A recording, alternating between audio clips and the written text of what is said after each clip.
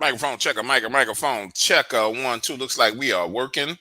This thing said I've been live for 8 minutes, baby. That's crazy. So y'all been listening to me sit here and sing Secret Garden by Quincy Jones for the last 8 minutes. Damn. I didn't mean to do that, but it is what it is. That's what took me so long. I got distracted and I was listening to Quincy Jones and Barry White, Al B. Shore, and James Ingram.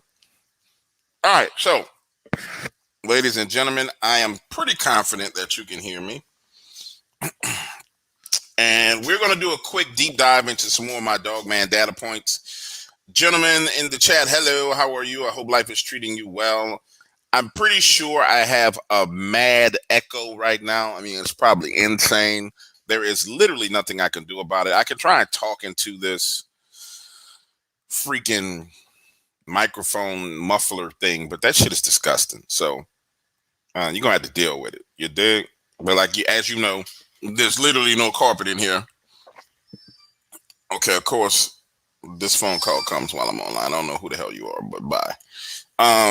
And so you're going to get a little bit of an echo. Can't do nothing about it. It's just the sound is screwed up. Or I can go into the bedroom and lay across that bed. But I've been listening to that Secret Garden, Sunshine. I know you know about that Quincy Jones. In the garden where temptation is so right. All right, let's go into this Dogman. Let me quit playing. I'm in a great mood. Oh, it's nothing like being from a city where shit goes wrong all the time.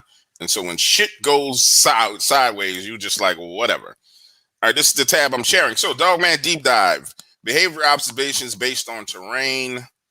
I did this in August, didn't get a chance to put it out, but we're going to go over it. So we're going to talk about some things. Now, come on, Mike Mouse. What are you doing, Mies Mouse? All right, so this information is extracted from the same data points that you guys saw with the variations in size and eye color and things of that nature. So some Marvin C's speaking through the one. I love me some Marvin C's, dog. Don't get me started, because like I will DJ on this freaking live stream and destroy it. You know what I'm saying? For real, because I love me some Marvin C's. People don't understand. Marvin C's saying that I'll be your candy liquor girl. I just want to be 8 days a week your candy liquor girl. The man say 8 days a week your candy liquor. But let me stop. We're not gonna go there because you know we get to acting a fool around here. All right, so let me get focused. All right, like I was saying, this is all extrapolated from the data points that you guys have seen in the past based on eye variations and eye color and size. I got one that I already done that talks about speed. Now, the speed is a little bit harder to quantify, but I try my best nonetheless. But what this is talking about is the scenario that you may find yourself in based on terrain. 3 types of terrain: dense wooded forest. The second type of terrain is swamplands and wetlands. The third type of terrain is rural farmland primarily. Now, when you get to urban, which is, you know, apartment complexes, cities, roads, streets, you literally don't have Dogman encounters in that area. You may have them on the outskirts of suburban areas, urban, suburban areas, going to where you kind of borderline being in a suburbs / light rural area, but I compensate for that and account for that. Okay. So, you guys will have the opportunity to, you have an understanding once I get through this. Someone's talking about Onk. Yeah, Onk is, the rest of Onk is coming, man. I don't want to record Onk in this environment. The other parts to it. The next part of Onk is like 4 hours long, dude. And if you listen to that story, then you kind of, if you listen to that story, you've been following me on Facebook and you've been following me on my Twitter accounts, then you are really getting to know me as a person from listening to that story. And the next set of stories is going to explain a lot of what you've seen on Facebook that you didn't understand, which is my way of communicating with a lot of people that is not particularly you. But anyway, let me stop being distracted and go into this. So those are the scenarios, and these are what I was. This is what I was able to extrapolate from those scenarios. So we talk about scenario one. Now, in scenario one, this is the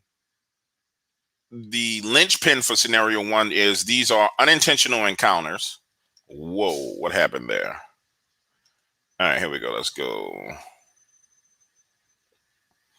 The conditions. This is non-initiated contact, unintentional encounters, no previous contact with a dog man. You are not shooting at it. You're not showing it any kind of aggressive behavior. And for the sake of this presentation, the individual, the witness, is being labeled as the targeted individual, right? In this environment, which is the dense wood forest, national park type of area, these are the common behaviors that people experience. Stalking. And my definition of stalking is very specific, and you'll understand it if you've ever had an encounter. It is, as you move through the woods, it moves. The minute you stop moving, it stops moving. It's not, that is my definition of stalking, extrapolated from the data sets. There's other ways to define stalking, but this, for the terminology of this is what we're talking about. Then flanking, which is done in a couple of ways. One way is circling around the target and like pacing you step for step. And then at some point in time, the witnesses hear something moving in the woods away from them. But if you find yourself in a national forest and you find something pacing you step for step, and then you hear it moving away, do not assume that it's leaving. It's actually flanking you, and it's circling out and around to get ahead of you. And then what it will do is it will start pacing you and stalking you step for step, maybe 50, 100 yards ahead on the path that you're moving. So be mindful of that. And then the other behavior that I've found when you're dealing with, witnesses who are not being aggressive, witnesses who did not go out there seeking dog man, they're not doing anything. You just in the wrong place at the wrong time, is the herding. And the definition of herding that I'm using is the use of intimidation to guide a target to a desired area. Meaning, you're in an area, it starts to make noise, it starts to move in on you, but it's trying to drive you in a certain direction. And typically, if you have not been aggressive towards these creatures whatsoever, that herding is herding you away from their territory. It's not herding you deeper into their territory. Now, you'll see there's a huge difference once you start, bringing weapons into the equation and aggressive human behavior into the equation. Things go a whole nother route. Sorry, I had to clear my voice. Let's check these comments because there's like some interesting stuff going on over here real quick. Let's see.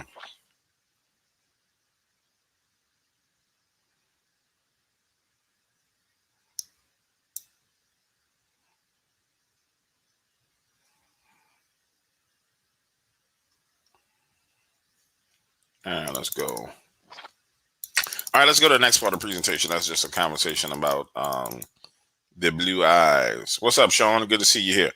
All right, let's go to the next one. That's not the one. All right, wetlands and swamps. This is, and the guys, the majority of my encounters come from the south, what you would consider the southeastern portion of the United States, coming from Texas all the way over through Florida, all the way up into Alabama, Kentucky, Tennessee, and some of those areas. For whatever reason, I just haven't caught on the West Coast like I have in the South, but that's fine. It's no big deal. All right. So scenario 2, wetlands and swamps. Again, the conditions are the same.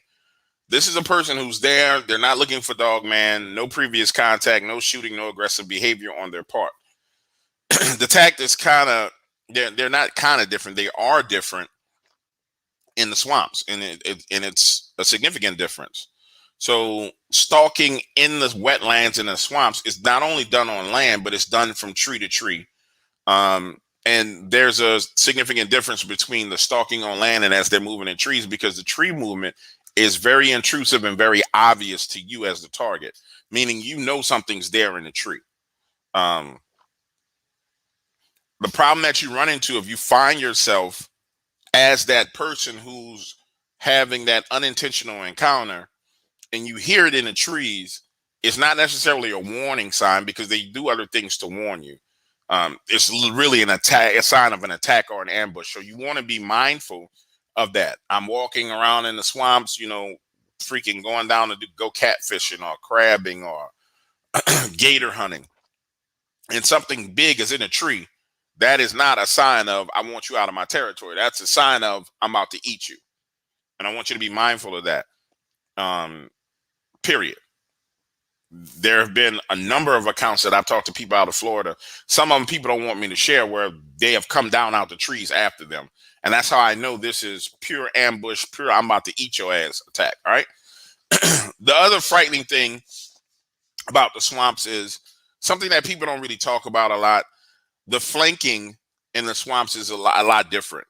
And sometimes it involves submersion. And what I mean by submersion is this, and I'll just read it. Defined as circling a target from tree to tree, then submerging in the water and wading, also swimming underwater to a target on a bank or in a boat. The submerging tactic, excuse me, that they're using, it's all this dust in here, man, because it's freaking, shut up, James. Just keep moving. Don't worry about it. You're going to fix that. The submerging tactic of submerging themselves in water and actually jumping out of the water or climbing out of the water is one of the most frightening type of encounters that I've heard. There was one recently, this was a month and a half ago, a guy called me, that was 2 months ago, a guy called me from Booty, Louisiana.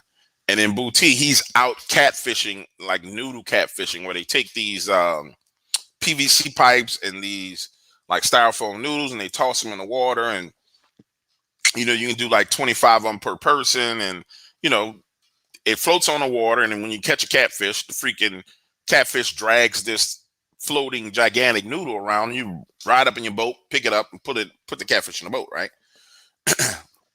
He encountered a dog, man, that literally swam up to his boat underwater and then rose his head out of the water. And it rose his head out of the water on the back end of the boat by the engine. He was on the front end. And the only reason why this gentleman knew that this thing was there was because he had an eerie ass feeling. His exact words was like, James, like, I've been out there all day. It didn't seem like nothing was wrong. He said, I'm over there bending over to pick up a catfish and I just got a bad feeling.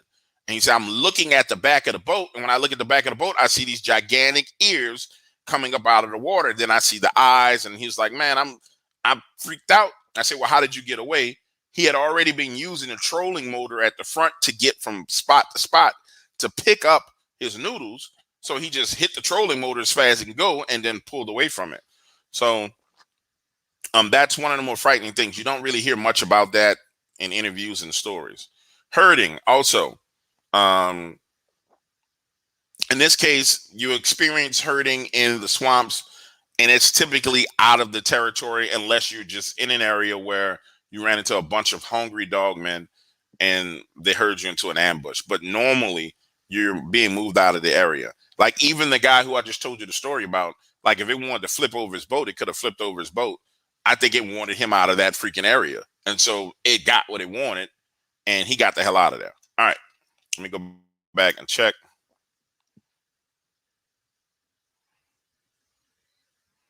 Makita, hello, beautiful. How are you doing? Thank you for joining us. Sunshine, my lady's always there. She's cool. Good afternoon. Nothing, no questions. Okay. So you guys can hear me fine. Everything is all good. No issues, right? Somebody said they're leaving after the show to go fishing. That's cool, Dale.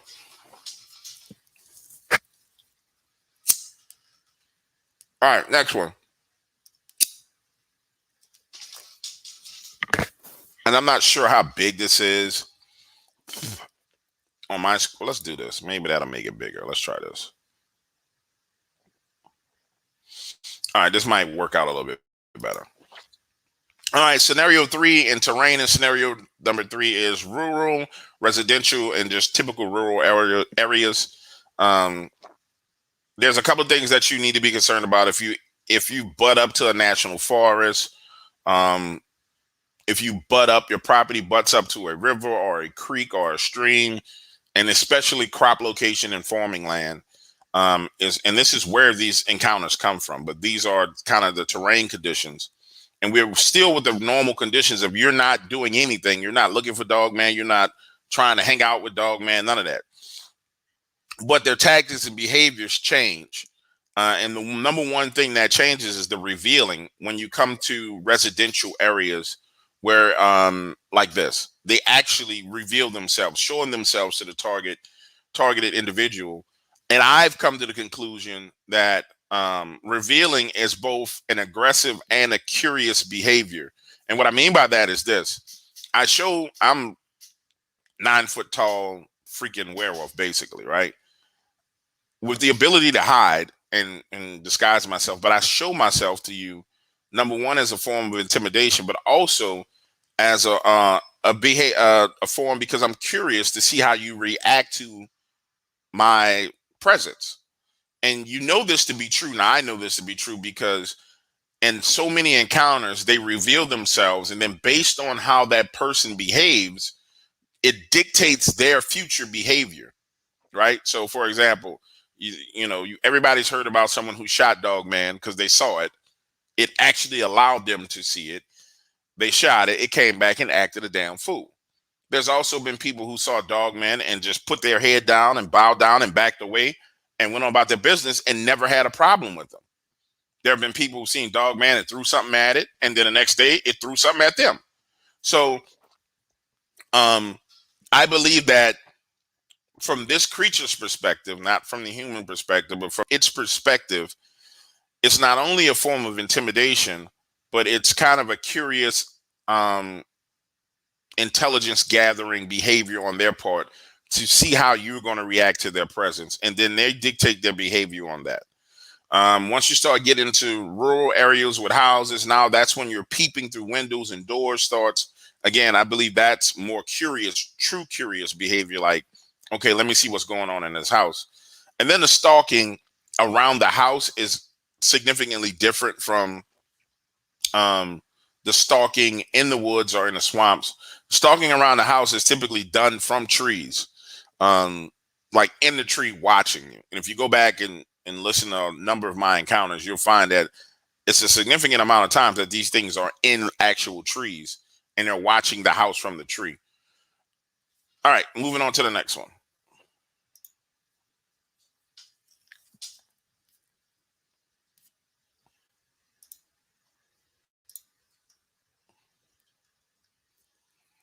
Now, scenario 4, 5, and 6 is when we start to introduce weapons and aggressive behavior from the human in the equation, which I call the targeted person.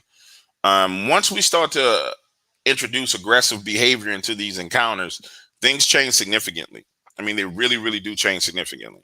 So scenario 4, we go back to the dense woods and forests, national parks, things of that area, which is, well, essentially what I'm saying is areas that are not populated. Like you're out there may be another human being in a 80-mile radius. There may only be one other person, right?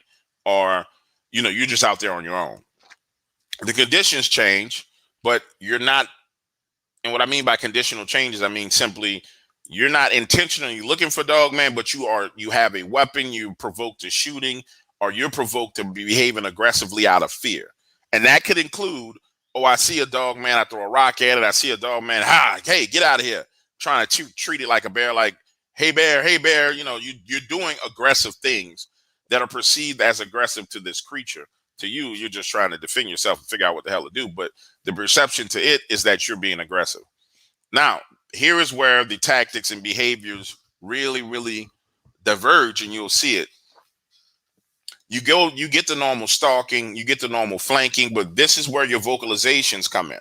And those vocalizations are divided into a couple of things. The growl, which is that the growl has been known to, and the roar, both have been known to send out very strong vibrations that stun people, like leave them confused. But then there's the other vocalization, which is the screeching, which I think someone released a video of it, and there was this argument about it couldn't have been Dogman, blah blah blah. But I've heard that screeching over and over and over again, and phone like little snippets of audio from witnesses, and they didn't know what it was. And I was like, no, that's a Dogman's, right? So you get vocalizations, you get revealing, and then that revealing goes to strong eye contact and impressions, and facial expressions. You know, showing the teeth, showing their arms, making sure that you see their claws, moving their hands to draw your attention to certain body parts. From there, in the woods, you go into herding. You will start to be herded, meaning they're now intimidating you and moving you in a desired direction. And if you're out there in like a national forest or in some very dense woods alone camping, and you find yourself being herded deeper into the woods, especially after you've taken a shot at one of these things, or you've even pointed a weapon at one of these things, and you find yourself being herded deeper and deeper in the wrong direction, you need to stop and make a stand right then and there and fight and try and get out of there. Don't allow yourself to be continually be herded deeper and deeper into the woods. You may not ever come back out of that. And that herd typically leads into an ambush. Those ambushes are incredibly creative. When I say they're incredibly creative, the two gentlemen that I talked to who were ambushed here in the big woods, the ambush was insane.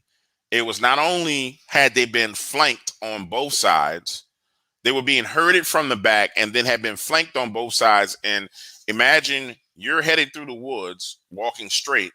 You're afraid of what's behind you, but there's something in the trees directly ahead of you.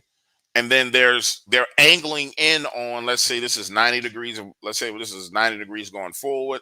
And then they're angling in on at your 45-degree mark. And then if this is 90, and let's just go negative 45-degree mark from looking straight ahead of you. So if you go 45 degrees to your right, 45 degrees to your left, which would be a negative 45 degrees, and then split that difference of that 45 degrees down to 22.25 or whatever it's going to be in the trees there. Like literally something behind you and it's closing in on all angles. The only direction you can run is completely right or left.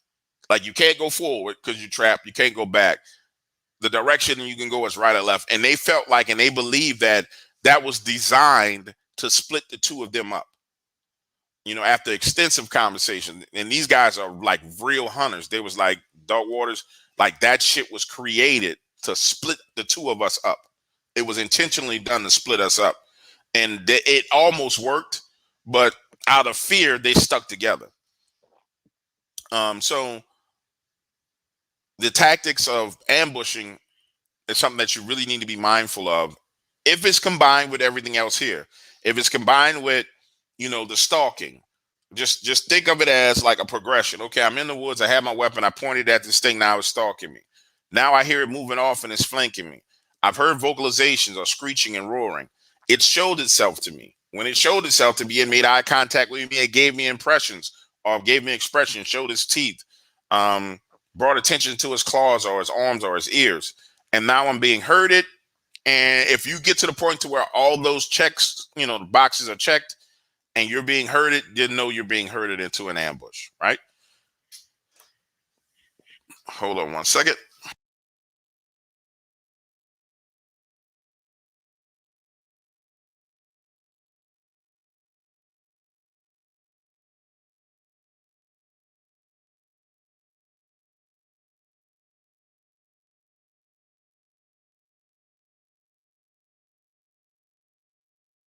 Sorry about that, guys. I wanted to light the cigar without y'all having to hit a lighter.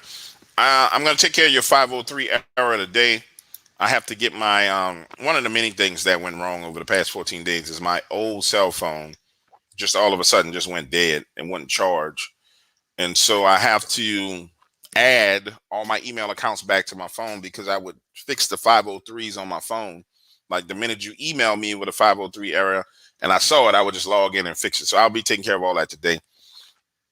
Okay, so the scenario number 5, we're going into the wetlands, into the swamps, and this is where it gets very, very to me, this is the worst terrain to encounter a dogman on. It really, really is. Um, because of their ability to use absolutely, absolutely use the water in a way that you would not anticipate them using it. And because in the lexicon of Dogman, um, because we've been infiltrated with so many fake ass bullshit ass stories, and they mimic other stories and accounts that mimic other accounts. Some of the truer accounts are not bleeding through, which leaves this gap in information when it comes to wetlands and swamps. I mean, it really, really does. And the behavior in these wetlands and swamps, if you think about it, go back and listen to all the little podcasts and stories and blah. There's not many of them. Like, you may find creepy pastas. Just throw that out, because we know creepy pastas are intended for what they are. It's not considered to be real. But when you even go into the quote unquote true accounts and encounters, you find very few of them that involve the wetlands and the swamps, where naturally this is one of their natural places that they live. All right. Anyway, moving forward. Again, remember, the conditions are, this is an unintentional counter. You still, you didn't go out there looking for them. You are a hunter or an outdoorsman. You do have a weapon on you. You're not really a person who, is, I'm looking for Dogman. I know what a Dogman is. You just out and minding your business. You just so happen to have a weapon on you, and you know how to use it. Everything pretty much stays the same, but when we start getting to, you're still going to experience the same stalking. But the flanking and the submersion is where it gets extremely frightening. And what I mean by that is this. In the swamps, the flanking is a little bit differently. It's flanking from tree to tree, with a combination of submersion into the water. So scenario is probably the best thing to explain it, the best way to explain it to you. You're in the swamps, you on your boat, you got off, you went on land. Let's say you're hog hunting and you're deep in the swamps. You're moving across the land, it's bayous, and waterways all around. So you're on a solid piece of land, but there's a waterway on your right hand side, a waterway on your left hand side. Your boat is behind you, which is on a waterway. You're moving through the woods, and you're stalking let's say you're stalking a hog, or you're trying to hunt. These things are moving in the trees, in the bayous and the swamps. Like, not just in the tree, but moving from tree to tree. Not even setting foot on the ground. And I have 8 accounts of this. One account where a guy's experienced this 4 times. That area where he experienced it now has just been devastated because of all these hurricanes. But he experienced it 4 times. And the reason why I'm able to confidently speak about this is because he broke his encounter down to the point to where it was damn near scientific the way he thought about it. And the reason why he got to that point is because it happened over and over and over again, and it scared the shit out of him. So he had to like think through it in order for him to even be able to go back out to make a living. So he had to sit down and literally think about it. Anyway, moving forward. So you're in that scenario. Water on all sides, land, you're on land. You're moving. They move from tree to tree. And as he moved, in his example, in his case, as he moved from one side of that landmass to the other side, stalking and looking for the hog, he started to hear something jumping into the water, like kabloosh. And there's a distinct difference in sound between an alligator sliding into the water and something jumping into the water. And like he told me, he said, at first I thought it was alligators going into the water. He's like, alligators slide though.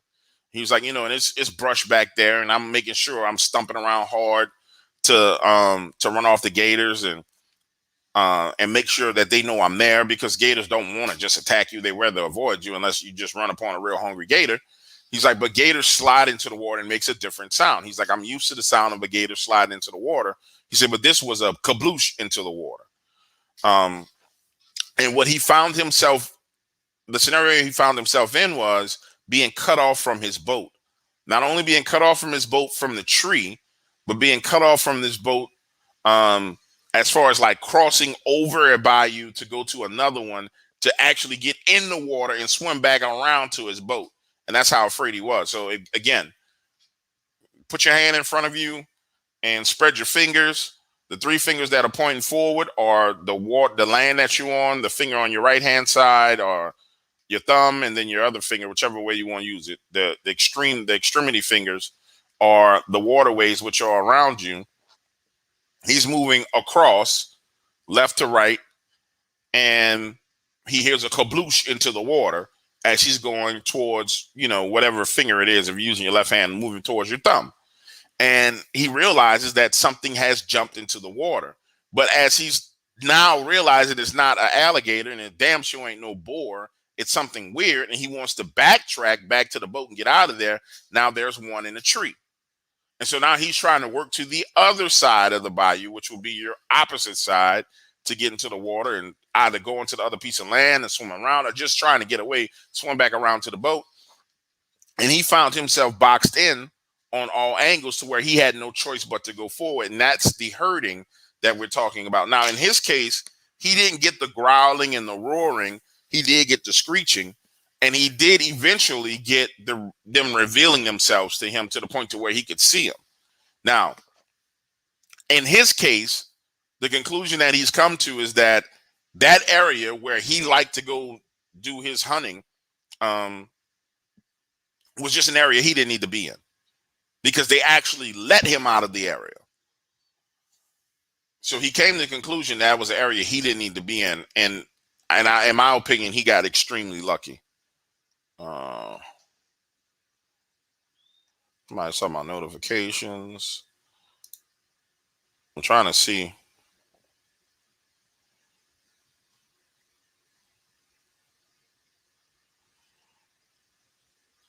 You guys still with me? In the chat.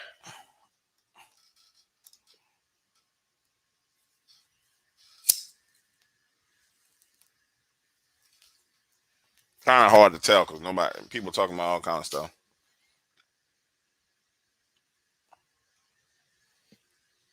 Okay. All right. Good.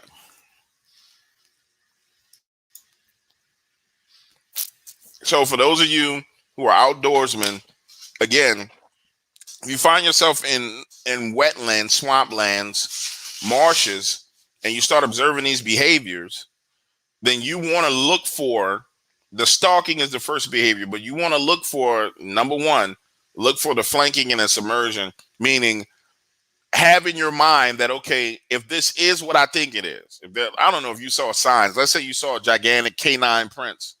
Man, what the hell are they doing out here? Oh, they're cutting trees down. If you saw a gigantic canine prince and you was like, okay, well, this is probably a dog man in this area, get the hell out of there, number one. But number two, if you're still in that area and you find yourself experiencing these things, any one of these, the flanking, the submersion, the herding, the vocalizations, specifically growls and roars, which are way more aggressive than a screeching, they show themselves to you, and then you find yourself being herded into an ambush or herded. Just anticipate that there's an ambush coming your way. If water's around, be mindful of that water and understand that it will come out of the water and snatch your ass. Just be mindful, but remove yourself from that equation. The only way to actually handle this is to get the hell away from it. Like, there's conversations with people on blogs and stuff, this 308 and this 50 cal round will do this and do that. And it's great to speculate that stuff. It really is. I mean, it's great for speculation. But the simple fact is that in order for you to actually have that type of weapon, have that type of ammunition, experience the stress that you would be under seeing something like this that you've never seen before, and hopefully you will never see again, and then being able to shoot accurately and perform under those circumstances. There are very few men who can do that. I mean, as a man, you have to be trained to perform under extreme circumstances, just to, participate in any type of military operation. You take your standard military operation and throw that out the window because you're fighting a freaking monster, dude. You're just lying to yourself, right? So let that whole thing go. It's good for speculation, but it's just not good to try and do. All right. Scenario 6 in the final scenario, which is rural and residential. outskirts of suburban areas where you're a little bit more rural than you're not downtown in any condos or anything like that. Again, near forests, rivers, and farmland. Again, the conditions are that a weapon is involved. It has been shot, or you've shown the weapon, or you've shown some aggressive behavior towards these creatures. This is where you find yourself getting into some of the more frightening things, and I'm going to talk about some of the things that I've never spoken about before on my channel at all. Now, this has the home, the encounters associated with people's houses really do have a specific pattern to them, and it starts with revealing. And then normally you would think it would start with them stalking, but no, it literally starts with them revealing themselves to you, showing themselves to that person, that homeowner or that landowner. And then it escalates from revealing to peeping and looking through windows. From peeping, it goes into the phase of stalking, where it's looking at you through trees or from trees. And depending on how aggressive it is, you'll have things like, them on top of your roof. You'll have things like them like digging under your house, under your foundation. And I have a lot of accounts of them being on roofs, and especially the digging. That shit is insane. And these are encounters that I have never gotten around to producing them. Some of them I do have permission to put out, others I don't, but this is just the data points. Anyway, moving forward. From there, you get into the vocalizations. And once you get to that vocalization phase at your property, and you may get to that vocalization phase without even knowing that they've been peeping on you, or they've been stalking you. May have shown themselves to you. You may not have noticed them looking through windows or looking through doors. You may have not noticed them, digging around outside. Now, of course, you're going to notice them digging under your house or walking on your roof. I would hope you would. But some of the stalking things, some of the peeping you may not see. The stalking you should definitely see. But once you get to that vocalization phase, now you want to really, really start paying attention to what's going on around you, because the next thing is always, and it's always been, the attempts to invade the home. And what I mean by that is, the twisting of the doorknobs, taking out light bulbs, turning cameras, removal and slashing of screen windows, and in extreme cases, ramming into the side of the house, like very, very extreme cases. Now, why they do this, I've come to believe that if you as a homeowner or a property owner in the revealing phase where they show themselves to you, if you leave them the hell alone, then you'll be fine. I think that just follow my brain for a second. Right hand in the air, left hand in the air, both of your palms facing you, right? Over here in your right hand is the Dogman, werewolf, whatever the hell you want to call it, whatever makes you more comfortable, right? Over here in your left hand is a little figurine of you. There are factors on each side that dictate how the encounter is going to go out, or how it's going to play out. They're going to do what they consistently do. And this is what I'm showing you. These are things that they consistently do. So the variation in behavior is really not on them. The variation in behavior is how you react to them. So if you see a dog man, or you see this gigantic, which doesn't make sense, but people do it. You see this gigantic 9-foot tall walking wolf that's muscular, with a gigantic mane and a huge hump on his back and large ears, and you decide you should shoot at it, then you immediately escalate that behavior and you move through the rest of these phases, right? If you decide, okay, that's some shit I shouldn't be messing with, I'm going to go ahead and leave that the hell alone and back away, then there's a greater chance. It doesn't guarantee.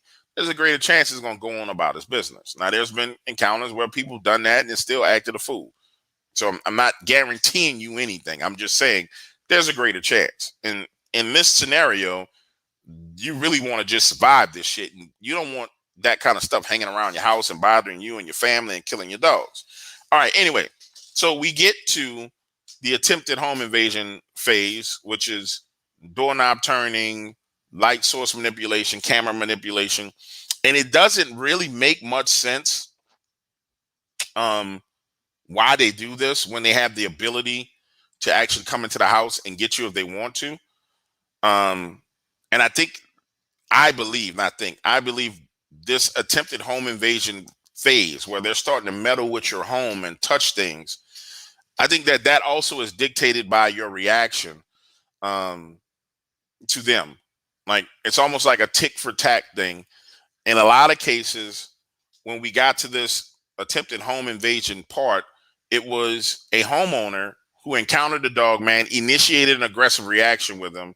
They came back, initiated another aggressive reaction with the homeowner from a tree, or growling, or screeching, or roaring. Then the homeowner went out into their territory, into their woods, looking for them, and went and tried to find them, and then they came back to the house. So it's one of those things like, you did this, I do this, you did this, I do this, and it escalates, and until it gets to the point of a full home invasion, which is rare. But I have had people who tell me what I believe to be true stories about real home invasions. But I believe the reason why I label it as rare is because there's no way um, that true data set of, you know, a monster coming in people's houses is going to be revealed to the public. I mean, there's literally no way.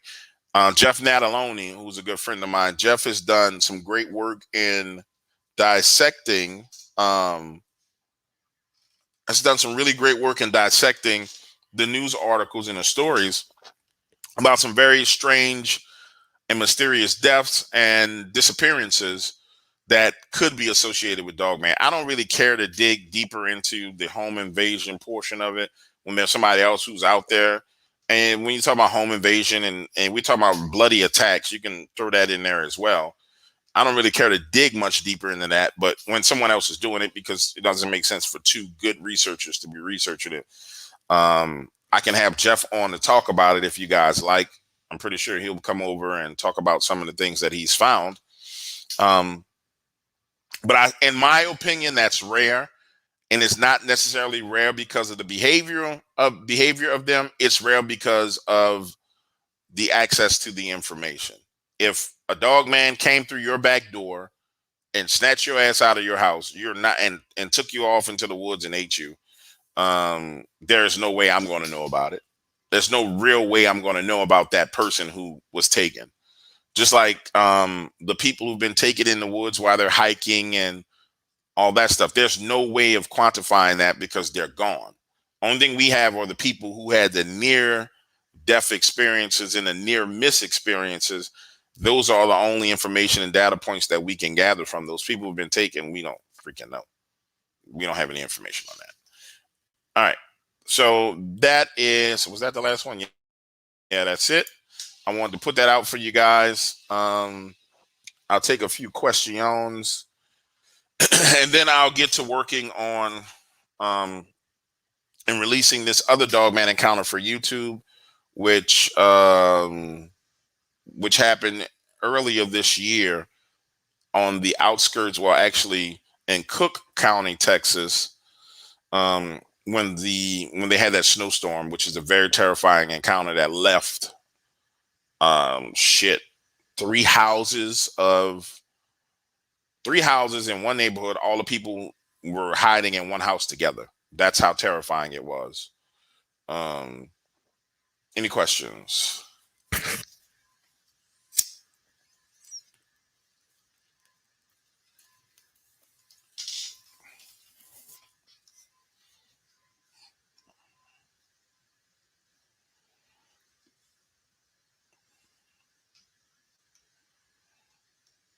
Someone's asking about OBS. I'm almost done with OBS, honestly. Someone wants to know if Bigfoot and Dogman are hunting each other. I mean, there's really no way to know. I've had stories where people have encountered Bigfoot and Dogmen in the same area, but I've only had, one years ago where there was like they were actually going at it. Someone wants to know about Anubis. I think Anubis was a real dog man. I think Anubis was a Nephilim. Any Dogman Bigfoot's reports near Jacksonville, Florida. I'm trying to figure out where the hell Jacksonville is. I'll answer that one in the comment section. Are there creatures also in the SoCal area? I don't have many reportings from California at all. I'm pretty sure people have. I just don't get a lot of people from California that reach out to me.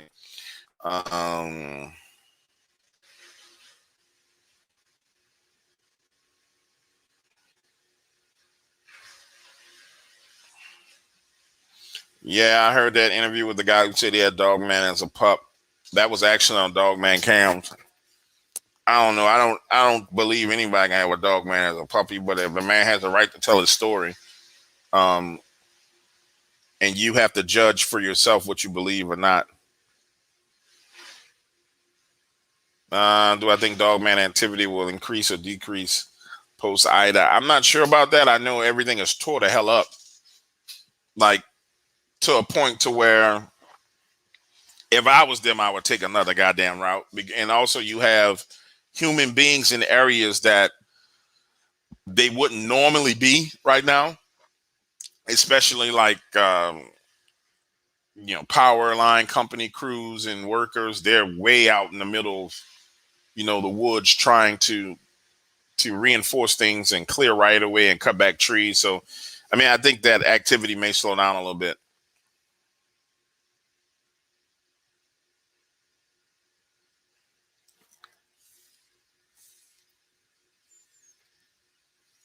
I don't look into the cover up stuff. Probably situation 941. Hand over.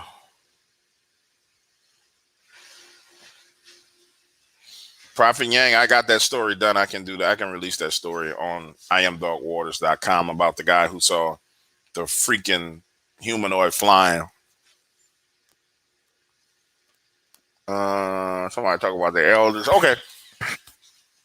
So I'll be back in a couple of hours with the next piece of content. Members, you have a couple of nice ones coming your way. Let me see here. You have a Crossroads Demon story. You're going to get the Lights Out Dogman encounter first.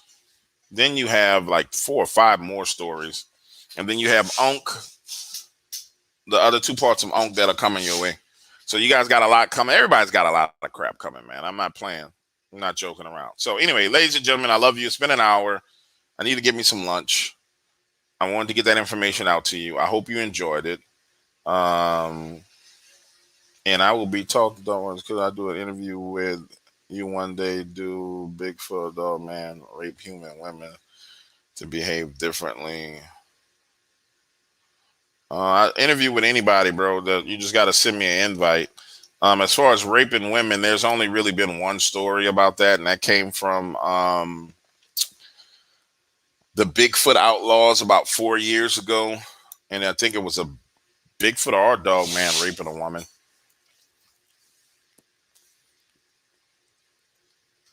All right, ladies and gentlemen, I'll catch up with you guys later. Peace.